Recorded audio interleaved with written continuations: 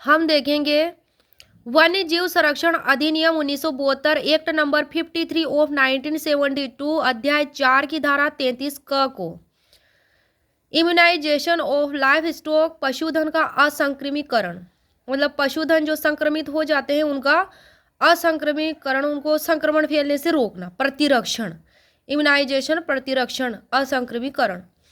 उपधारा 1 है मुख्य वन्यजीव संरक्षक अभ्यारण्य या उससे 5 किलोमीटर के भीतर 5 किलोमीटर के भीतर रखे गए पशुधन में संचारी रोगों के असंक्रमिकरण के लिए ऐसी रीति में ऐसे उपाय जो विहित किया जाए करेगा।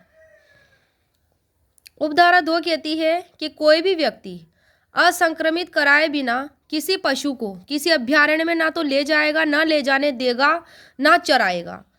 तो इस तरह की बात धारा 33 क में दी गई है कि जो पशु संक्रमित है उनको बिना असंक्रमित कराए अभ्यारण्य में नहीं जाने दिया जाएगा। अब आती है धारा 33 ख सलाहकार समिति। इसमें 3 उपधाराएं हैं। उपधारा 1 कहती है राज्य सरकार एक सलाहकार समिति का गठन करेगी। कौन करेगी? राज्य सरकार, जिसका अध्यक्ष मुख्य वन्यजीव संरक्षक अथवा उसके द्वारा नाम निर्दिष्ट व्यक्ति जो वनपाल से नीचे की पंक्ति का नाम होगा, उसमें उस राज्य विधानमंडल का सदस्य जिसके निर्वाचन क्षेत्र में अभ्यारण्य स्थित है, पंचायती राज संस्थाओं के 3 प्रतिनिधि, गैर सरकारी संगठनों के 2 प्रतिनिधि, वन्यजीव संरक्षण क्षेत्र में सक्रिय 3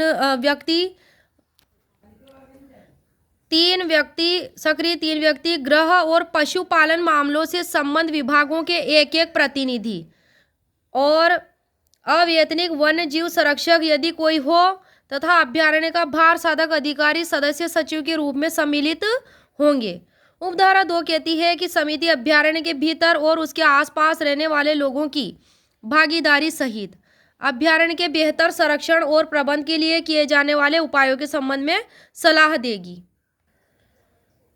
तो समिति क्या करेगी कि अभ्यारण्य के भीतर जो भी है वो और आसपास रहने वाले लोग जो है भागीदारी करते हैं, उनको अभ्यारण्य के संरक्षण को बनाए रखने, उनके प्रबंध किए जाने वाले उपायों के लिए सलाह देगी। उपधारा 3 कहती है धारा 33 ख की कि यह समिति अपनी स्वयं की प्रक्रिया को जिसके अंतर्गत गणपूर्ति भी है विनियमित करेगी। अब आती है धारा 34।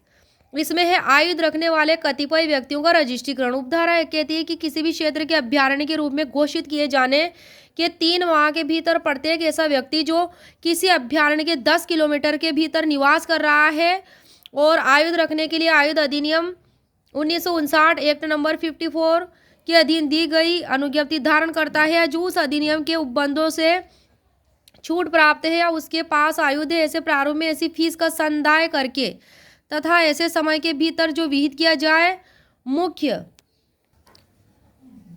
वन्यजीव संरक्षक या प्राधिकृत अधिकारी को अपने नाम के रजिस्ट्रीकरण के लिए क्या करेगा? आवेदन करेगा। अब उपधारा 2 कहती है कि उपधारा 1 के अधीन आवेदन प्राप्त होने पर मुख्य वन्यजीव संरक्षक या अधिकारी आवेदक का नाम ऐसी रीति में रजिस्ट्रीकृत करेगा जो विहित की जाए।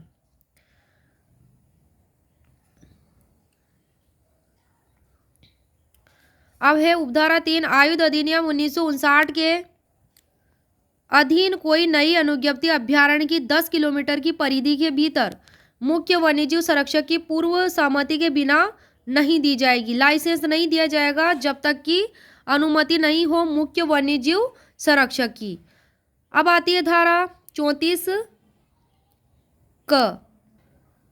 धारा 34 क अतिक्रमण को हटाने की शक्ति। उपधारा 1 कहती है कि तत्समय प्रवर्तित किसी अन्य विधि में अंतर्विष्ट किसी बात के होते हुए भी कोई अधिकारी जो सहायक वनपाल से नीचे की पंक्ति का ना हो।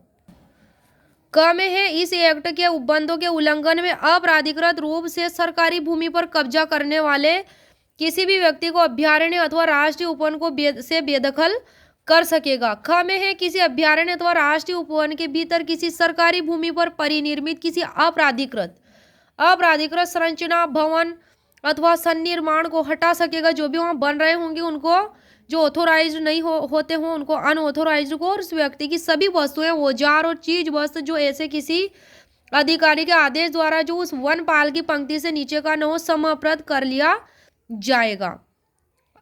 हाँ, अधिकारी क्या होना चाहिए? उप वनपाल की पंक्ति से नीचे का नहीं होना चाहिए। अब आती है इसमें परंतु ऐसा कोई आदेश तब तक पारित नहीं किया जाएगा जब तक प्रभावित व्यक्ति को सुनवाई का अवसर प्रदान नहीं कर दिया जाता है। उस व्यक्ति को सुनवाई का अवसर देना जरूरी है। अब आती है उपधारा 2 कि इस धारा के उपबंध किसी अन्य शास्ति के होते हुए भी इस एक्ट के किसी अन्य उपबंध के अतिक्रमण के लिए अधिरोपित की जा सकेगी, वे लागू होंगे।